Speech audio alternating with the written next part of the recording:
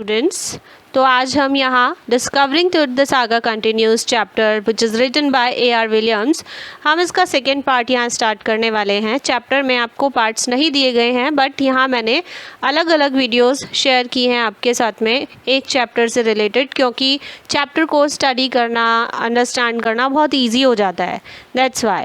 और इसकी previous video में मैंने आपको शेयर किया था कि टुट की टॉम कैसे डिस्कवर की गई, टुट कौन थे और किसने उसकी टॉम को डिस्कवर किया। और जब उसकी टॉम को डिस्कवर किया तो उसकी टॉम को जब उसके कॉफ़िन से निकाला गया तो उनको कितने कॉफ़िन्स को खोलना पड़ा और हर एक कॉफ़िन में उन्हें क्या क्या मिला, और उसकी बॉडी जो थी उसकी क्या कंडीशन थी, वो यहाँ फर्स्ट पार्ट में डिफ़ाइन की गई थी। तो यहाँ सेकेंड पार्ट में हम यहाँ डिफ़ाइन करते हैं, यहाँ हम देखेंगे कि यहाँ उसकी बॉडी का स्कैन कैसे किया गया। Okay, so let's start the chapter from the next slide. In his defense, Carter really had little choice. Means Carter के अकॉर्डिंग उसके पास मम्मी को कट करके निकालने के अलावा और कोई चॉइस नहीं थी। मीन्स कि उसके बॉडी पार्ट्स को अलग अलग करके ही उस कॉफिन से निकाला जा सकता था उसको स्कैन करने के लिए, क्योंकि रिचुअल रेजिन्स जो थे वो इतने ज़्यादा हार्ड हो गए थे कि उसकी बॉडी को उससे अलग कर पाना बहुत ज़्यादा डिफ़िकल्ट हो चुका था। If he had not cut the mummy free, thieves most certainly would have circumvented the guards and ripped it apart to remove the gold. इस बात पर भी बिलीव था कि अगर वो उस मम्मी को वहाँ से नहीं निकालते उसके बॉडी पार्ट्स को अलग अलग करके, तो चोर जो थे वो गार्ड्स को धोखा देकर और इसकी बॉडी से गोल्ड को चुरा कर भाग जाते। Told you the meaning of circumvented. Find a way around. Thieves would have found a way to tackle the guards and remove the gold from the tomb. Means कि गार्ड्स को धोखा देकर चुपचाप उनके सामने से टॉम तक पहुंचना और टॉम से उस गोल्ड को चुराकर भाग जाना। The meaning of ripped is damaged. Okay. In Tut's time, the royals were fabulously wealthy, and they thought or hoped they could take their riches with them. के टाइम में रॉयल्स जो होते थे, शाही लोग जो होते थे ना, वो बहुत ज़्यादा वेल्दी हुआ करते थे, शाही होते थे, बहुत पैसे वाले होते थे, और उन्हें ऐसा लगता था और वो ऐसी होप करते थे कि उनके मरने के बाद में अगर हम इस तरीके से गोल्ड को या प्रीशियस थिंग्स को अगर हम उस पर्सन के साथ, डेड बॉडी के साथ में अगर हम ब्यूरी करते हैं, तो नेक्स्ट जब उसका रीबर्थ होगा तो उसके साथ में वो वेल्थ भी जन्म लेगी, मतलब वो वेल्दी पर्सन ही होगा, एक वेल्दी फैमिली में उसका बर्थ होगा, उन्हें ऐसा लगता था। For his journey to the great beyond, King Tut was lavished with glittering goods, precious collars, inlaid necklaces and bracelets, rings, amulets, a ceremonial apron, sandals, sheaths for his fingers and toes, and the now iconic inner coffin and mask, all of pure gold. उन लोगों को ऐसा believe होता था कि after life उन्हें ये चीज़ें मिल सकती हैं और नेक्स्ट बर्थ जो होगा उनका उसमें भी उन्हें ये चीज़ें मिल सकती है, तो इसीलिए उनकी आफ्टर डेथ लाइफ के लिए उन्होंने ये चीज़ें भी उनके साथ में ब्यूरी की थी। कौन कौन सी चीज़ें थी? दीज वर ग्लिटरिंग गुड्स, ये बहुत ही प्रीशियस और ग्लिटरिंग शाइनिंग चीज़ें थी, जैसे प्रीशियस कॉलर्स, कीमती हार जो वो पहना करते थे वो उनके साथ दफनाए गए, इनलेड नेकलेसेस और हीरे मोती से जड़े हुए नेकलेसेस और ब्रेसलेट्स, रिंग्स, एम्यूलेट्स, एम्यूलेट्स होते हैं तावीज़, अ सेरेमोनियल एप्रन, सेरेमोनियल एप्रन जो था वो पहना करते थे वो, sandals, sheets for his fingers and toes, और उसकी फिंगर्स और टोज़ के लिए जो शीट्स होती थी फिंगर्स को कवर करने के लिए कुछ था। And now iconic inner coffin and mask, जो इनर कॉफिन था उस इनर कॉफिन पे भी उनका फेस बना हुआ था, उनका मुखौटा बना हुआ था। सारी चीज़ें जो थी वो प्योर गोल्ड से बनी हुई थी। To separate Tut from his adornments, Carter's men removed the mummy's head and severed nearly every major joint. Carter के लोगों ने मम्मी को अलग करने के लिए सबसे पहले उसका सिर अलग किया और फिर उसके जो मेजर जॉइंट्स थे उनको अलग अलग पार्ट करके वहाँ से निकाल लिया गया। Once they had finished, they reassembled the remains on a layer of sand in a wooden box with padding that concealed the damage. The bed were Tut now rest. उन्होंने अपना ये काम पूरा कर लिया था, टुट की बॉडी को वहाँ से निकाल लिया था, तो उन्होंने उसकी बॉडी को वापस से रेत पर रखकर, मिट्टी पर रखकर जोड़ दिया था। और उन्होंने उसके नुकसान को छुपाने के लिए एक सॉफ्ट, एक टाइप कुछ मटेरियल था, उसके ऊपर उसकी बॉडी को रखकर उसे एक लकड़ी के बॉक्स में, वुडन बॉक्स में बंद कर दिया गया था। अब यही टुट का बेड था जहां वो आराम कर रहा था। Archaeology has changed substantially in the intervening decades, focusing less on treasure and more on the fascinating details of life and intriguing mysteries of death. और राइटर यहाँ ऐसा कहते हैं कि आर्कियोलॉजी जो है वो पिछले कुछ डिकेड्स में बदल चुकी है कि अब ये खजाने पर कम और जो पर्सन है उसकी लाइफ जो है, उसकी अट्रैक्टिंग जो नॉलेज है, मीन्स की जो उसकी लाइफ से रिलेटेड जो भी फैक्ट्स हैं, डेथ से रिलेटेड जो भी फैक्ट्स हैं, उनकी मिस्ट्रीज़ को पता करने में वो डिस्कवरी स्टार्ट करते हैं। आर्कियोलॉजी जो है वो आज के टाइम में क्या करने लगा है कि वो खजाने पर तो कम ध्यान देता है, बल्कि उस पर्सन की लाइफ और डेथ से रिलेटेड जो भी मिस्ट्रीज़ है उन पर उनका फोकस ज़्यादा होता है।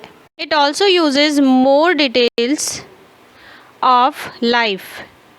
It also uses more sophisticated tools including medical technology. ये रिसर्च के लिए एडवांस मेडिकल टेक्नोलॉजीज और टूल्स को यूज़ करते हैं जिसके थ्रू इजीली पता कर सकते हैं क्या फैक्ट्स हैं, हिस्ट्री है। In 1968, more than 40 years after Carter's discovery, an anatomy professor x-rayed the mummy and revealed a startling fact. Beneath the resin that cakes his chest, his breastbone and front ribs are missing. 1968 में एक anatomy professor ने king Tut की mummy को x ray किया था और तब उन्हें ये पता चला था कि उसकी फ्रंट लिप्स और ब्रेस्ट बोन जो थी वो मिसिंग थी। मीन्स स्कैन जब किया गया उसकी बॉडी को तो उसकी फ्रंट रिब्स और फ्रंट लिप्स जो थी वो मिसिंग थी। उसकी बॉडी के ऊपर जो वो रिचुअल रेजिन्स चिपक चुके थे उसके नीचे जो उसकी हड्डियां थी वो हड्डियां और पसलियां जो थी वो गायब थी वहाँ से। Today diagnostic imaging can be done with computed tomography और CT by which hundreds of x-rays in cross section are put together like slices. यहाँ ये एक्सप्लेन किया गया है कि आज जो है वो डायग्नोस्टिक जो है इमेजिंग जो है, मीन्स डायग्नोस्टिक इमेजिंग जो है वो कंप्यूटर टोमोग्राफी से की जाती है, CT स्कैन जिसे कहा करते हैं। मीन्स पहले ओनली एक्सरेज थे, तो आज जो है ये डेवलप हो चुका है, उसको CT स्कैन भी बना दिया गया है। CT स्कैन के थ्रू क्या इजीली हम बॉडी को अच्छे से स्कैन कर सकते हैं। तो यहाँ पर computer tomography means CT scan जो है वो किया जाता है जिसमें कि हंड्रेड्स ऑफ एक्सरेज होते हैं क्रॉस सेक्शंस में, और वो क्रॉस सेक्शंस जो हैं वो आपस में मिल जाते हैं एक ब्रेड की स्लाइस की तरह। जो एक्सरेज होती हैं वो ब्रेड की स्लाइस की तरह जुड़ जाती हैं, किस लिए? To create a 3 dimensional virtual body, जिसमें कि कंप्लीट बॉडी को शो किया जाता है। But more would a CT scan reveal of Tut than the x ray. Writer ये सोचते हैं कि टुट के बारे में ज़्यादा अच्छी नॉलेज क्या दे सकता है, CT स्कैन दे सकता है या एक्सरे दे सकता है? कौन कंपैरेटिवली ज़्यादा बेटर इंफॉर्मेशन दे सकता है? से रिलेटेड 2 क्वेश्चंस रेज होते हैं and could it answer 2 of the biggest questions still lingering about him. जो ये 2 क्वेश्चंस यहाँ रेज हो रहे हैं वो सिर्फ इन 2 क्वेश्चंस के आंसर्स मीन्स की 2 आंसर्स के लिए शो हो रहे हैं कि उसकी मौत कैसे हुई और वो कितने एज के थे जब उनकी डेथ हुई थी। तो वो बिगेस्ट क्वेश्चंस थे उसकी लाइफ से related. King Tut's demise was a big event. King Tut की जो मौत थी वो एक बहुत बड़ा इवेंट थी, इवन बाय रॉयल स्टैंडर्ड्स। शाही लोगों के स्टैंडर्ड के अकॉर्डिंग भी ये एक बहुत बड़ा इवेंट था, क्योंकि ऐसा उनकी डायनेस्टी में आज तक नहीं हुआ था कि किसी यंग एज के किंग की ऐसे बिना मालूम हुए डेथ हो जाए, बिना किसी रीज़न के डेथ हो जाए। He was the last of his families line. वो अपनी फैमिली लाइन का लास्ट ईयर था and his funeral was the death Ratle of a dynasty. का जो अंतिम संस्कार था, उसका दफनाया जाना जो था, वो एक राजवंश की मौत का शोर था, क्योंकि वो लास्ट ईयर था उस डायनेस्टी का। But the particulars of his passing away and its aftermath are unclear. लेकिन उसकी मौत का जो भी डिस्क्रिप्शन था, उसकी डेथ का जो भी डिस्क्रिप्शन था, और इसके बाद की जो भी सिचुएशन थी, वो अनक्लियर है। वो किसी के लिए भी क्लियर नहीं है कि उसकी लाइफ में क्या हुआ, जिसकी वजह से ऐसा कुछ उसके साथ हो गया। कुछ भी ऐसा शो नहीं हो पाया। For the meaning of death rattle is the gurgling sound produced in the throat of a person who is about to die। जो पर्सन मरने वाला है, उसके गले से जो गड़गड़ाहट की आवाज़ आती है, उसे कहा जाता है death rattle. Amenhotep III, Tut's father or grandfather, was a powerful pharaoh who ruled for almost 4 decades at the height of the 18th dynasty's golden age। Amenhotep III जो थे, वो तुत के पिता या दादाजी थे, और वो एक पावरफुल फ़ाराओ थे जिन्होंने उनके 18 के गोल्डन एज में, गोल्डन टाइम में करीब 4 डिकेड्स जो थे, उन्होंने रूल किया था। 4 डिकेड्स तक उन्होंने वहाँ रूल किया था उनके इस गोल्डन एज में। His son Amenhotep IV succeeded him and initiated one of the strangest periods in the history of ancient Egypt। और उनके बेटे जो थे Amenhotep IV, वो जो थे, उन्होंने डायनेस्टी में रूल किया था, मतलब कि वो एक उत्तराधिकारी बने थे उनके, और उन्होंने एंशियंट इजिप्ट की हिस्ट्री में स्ट्रेंजेस्ट पीरियड को शुरू किया था। मतलब उन्होंने अजीब सा ही टाइम जो था, उन्होंने वहाँ पर शुरू कर दिया था। उन्होंने कुछ ऐसे एक्शंस किए थे जो कि प्रॉपर नहीं थे, तो उन्होंने अजीब सा ही टाइम वहाँ का शुरू कर दिया था। The new pharaoh promoted the worship of the Aten, the sun disk, changed his name to Akhenaten। और ये जो फेरो थे, उन्होंने एटेन की वर्शिप को प्रमोट किया, मतलब उन्होंने एटेन की वर्शिप को स्टार्ट कर दिया था वहाँ, और इसका मतलब है सन डिस्क, सूरज की पूजा। चेंज हिज नेम टू अखेनाटन, और अपना नेम भी उन्होंने एमेनहोटेप से अखेनाटन रख दिया था। और सर्वेंट ऑफ द एटेन, अखेनाटन का मतलब होता है servant of the Aten, and moved the religious capital from the old city of Thebes to the new city of Akhenaten। और उन्होंने थीबेस की जो ओल्ड सिटी थी, उसकी कैपिटल को न्यू सिटी अखेनातन के नाम से बदल दिया, नोन नाउ एज अमारना, जिसे आज अमारना के नाम से जाना जाता है। He further shock the country by attacking Amun, और उन्होंने आगे जाकर अपनी कंट्री को शॉक कर दिया था जब उन्होंने अमुन पर अटैक किया था। अ मेजर गॉड, जो कि भगवान थे वहाँ के, जिन्हें सब लोग पूजते थे, उनके टेम्पल्स भी थे। उन्होंने उस अमुन गॉड को अटैक किया था उनके टेम्पल पर, स्मैशिंग हिज इमेजेस, उनकी जो भी मूर्तियाँ थी उन सबको तोड़ दिया था, एंड क्लोजिंग हिज टेम्पल्स, और उनके टेम्पल्स को क्लोज कर दिया था। It must have been a horrific time, ये बहुत ही भयानक समय था। सैड रे जॉनसन, ये रे जॉनसन ने कहा था, director of the University of Chicago's research centre in Luxor. Luxor में शिकागो रिसर्च सेंटर जो है, उनकी यूनिवर्सिटी के डायरेक्टर थे ये रे जॉनसन। उन्होंने ऐसा सुनने के बाद कहा कि वो बहुत ही हॉरिफिक टाइम रहा होगा। The site of ancient Thebes, ये जो है University of Chicago research centre in Luxor, ये जो है वो एंशियंट थीबेस की साइट थी। The family that had ruled for centuries was coming to an end, वो फैमिली जिसने काफ़ी सेंचुरीज से एक डायनेस्टी पर रूल किया था, अब उसका अंत आ गया था। And then Akhenaten went a little wacky, और अखेनाटन जो था वो थोड़ा सनकी हो गया था। कि Akhenaten moved in an odd direction, वो एक अलग ही डायरेक्शन में पहुंच चुके थे, जिसमें कि वो अच्छा या बुरा कुछ ना सोचते, वो सिर्फ जो उनके अकॉर्डिंग सही है वो वही करना शुरू कर रखा था उन्होंने। मीन्स होता है amusing in a slightly odd way. Okay, to the next slide. After Akhenaten's death, a mysterious ruler named Smenkhkare appeared briefly and excited with hardly a trace। अखेनातन की डेथ के बाद, मीन्स उन्होंने इतना कुछ किया, उस डायनेस्टी पर रूल किया, बहुत कुछ ख़राब भी किया उन्होंने, लेकिन उनकी डेथ के बाद में अब कौन से रूलर थे जिन्होंने क्या किया? एक मिस्टीरियस रूलर थे जिनका नाम था स्मेनखकरे। उन्होंने वहाँ रूल किया उनकी ही डायनेस्टी पर।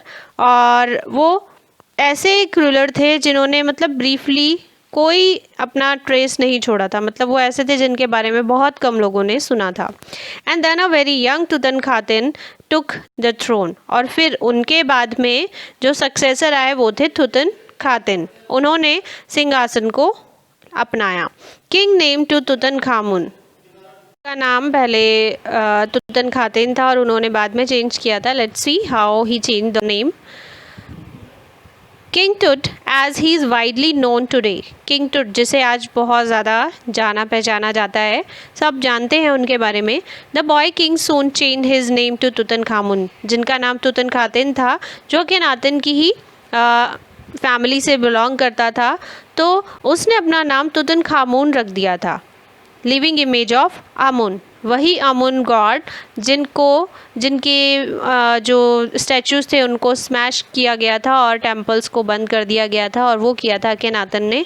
लेकिन जब तुतनखामुन जो यंग किंग थे उन्होंने अपना नाम चेंज किया, पहले उन्होंने अपना नाम तुतनखामुन रखा, लिविंग इमेज ऑफ आमुन, और उसके बाद and oversaw a restoration of the old ways, और उन्होंने पुराने ही तरीके को अपना लिया। मतलब जैसे कि ओल्ड वेज में, जैसे पहले के टाइम में, एंशियंट टाइम में, जैसे कि भगवान की पूजा हुआ करती थी, आमुन गॉड की पूजा होती थी, उसी तरीके से उन्होंने उस वर्शिप को फिर से स्टार्ट कर दिया। ही राइन फॉर अबाउट 9 ईयर्स, और उन्होंने 9 साल तक वहाँ रूल किया। एंड देन डाइड अनएक्सपेक्टेडली, और अनएक्सपेक्टेडली फिर उनकी मौत हो गई। किसी को नहीं पता कि उनकी डेथ कैसे हुई, क्या रीज़न था, कोई डिजीज़ थी, क्या था, किसी ने उनका मर्डर किया था, किसी को कोई भी खबर नहीं। Regardless of his fame and the speculations about his fate, Tut is one mummy among many in Egypt. Fame, जो भी फेम थी उनकी, जो उनका नाम था, और स्पेकुलेशंस थी, उनकी इमेजिनेशंस थी, अगर उनके बारे में कुछ ना देखा जाए, उनके भाग्य के बारे में कुछ ना सोचा जाए, तो उसके अलावा अगर हम बात करें तो टुट जो थे वो इजिप्ट की जो ममीज़ है उनमें से एक थे। मतलब वहाँ काफ़ी सारी ममीज़ थी, नहीं, और कितनी ममीज़ थी वहाँ, नो वन नोज, कोई नहीं जानता। The Egyptian mummy project which began in an inventory in late 2003 has recorded almost 600 so far and is still counting. और फिर इजिप्टियन ममी प्रोजेक्ट को शुरू किया गया, जो कि लेट 2003 में जिसकी इन्वेंट्री शुरू हुई थी, और उन्होंने उस टाइम रिकॉर्ड किए थे 600 से भी ज़्यादा ममीज़ को, एंड इज स्टिल काउंटिंग, और आज भी इसे काउंट किया जा रहा है। The next phase is scanning the mummies with a portable CT machine donated by the National Geographic Society and Siemens its manufacturer. और नेक्स्ट फेज़ जो था ममीज़ को डिस्कवर करने के बाद में, वो ये था कि उनकी ममीज़ को पोर्टेबल सीटी मशीन में स्कैन किया जाए, उनकी जो भी लाइफ की मिस्ट्री है, डेथ की मिस्ट्री है, उनको जानने के लिए। और ये सीटी मशीन्स जो थी वो डोनेट की थी National Geographic Society and Simons ने। ये जो थे ये इस मशीन के मैन्युफैक्चरर थे, इन्होंने डोनेट किया था, और उसी के थ्रू वो ममीज़ की लाइफ और डेथ के बारे में मिस्ट्री जो है उसको जान सकते थे। King Tut is one of the first mummies to be scanned, और शुरुआत में जो ममीज़ को स्कैन किया गया था उनमें से फर्स्ट ममी जिन ममीज़ को स्कैन किया गया था फर्स्टली, उनमें से एक जो थी वो किंग टुट की मम्मी थी। In death as in life moving regally ahead of his countryman, वो अपनी लाइफ में भी और अपनी डेथ में भी अपने कंट्रीमैन की कंट्री मैन से शाही तरीके से आगे चल रहे हैं, मतलब उनसे, अपने कंट्रीमैन से भी वो आज भी आगे हैं, चाहे उनकी मौत हो गई हो फिर भी।